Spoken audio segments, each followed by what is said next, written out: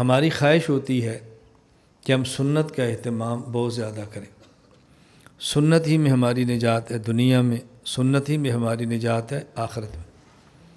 رسول اکرم صلی اللہ علیہ وسلم کی ہر سنت دنیا اور آخرت دونوں کے لیے مفید ہے، بس اہتمام ہم نے کرنا ہے۔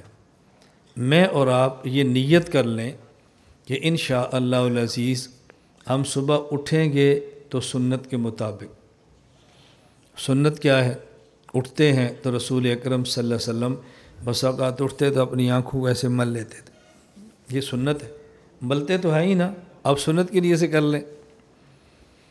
آپ اٹھتے ہیں تو وضو کی مسواک الگ ہے، اٹھنے کی مسواک الگ ہے۔ الگ سے مراد نہیں 2 مسواکیں نا، پہلے مسواک کر لیے کہ اٹھ گئے، استنجا کیا ہے، وضو کے لیے آئیے تو پھر مسواک فرمائیے، کھانا کھایا تو کھانے کے بعد پھر مسواک فرمائیے۔ آپ کے دندان مبارک کتنے صاف ہوتے تھے اور مسواک کا کتنا اہتمام ہوتا ہے۔ آپ عشاء کی نماز پڑھتے ہیں، مسواک فرمائیے، عشاء کی نماز پڑھیے، اور جب سونے لگے تو پھر مسواک کیے، کتنا اہتمام ہو رہا ہے۔ اگر ہم مسواک کا اہتمام کر لیں انشاءاللہ دانتوں کے متعلق تمام نہیں تو بہت ساری بیماریوں سے بچ جائیں گے انشاءاللہ۔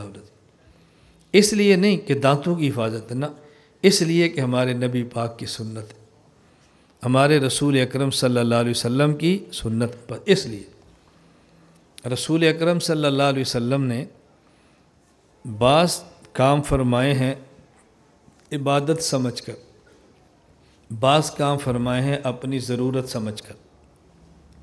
جو کام آپ فرمائیں عبادت سمجھ کر وہ بھی سنت، جو کام فرمائیں ضرورت سمجھ کر وہ بھی سنت۔ دونوں میں فرق کیا ہے؟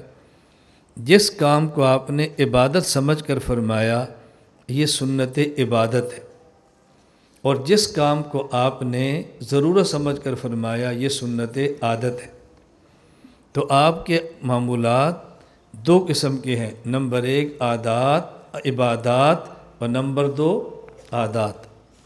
لیکن ہم نے جو کرنا ہے وہ اس لیے کہ حضور پاک نے فرمایا ہے، اس لیے ہمارے لیے آپ کی عبادات بھی عبادات ہیں اور آپ کی عادات بھی عبادات ہیں۔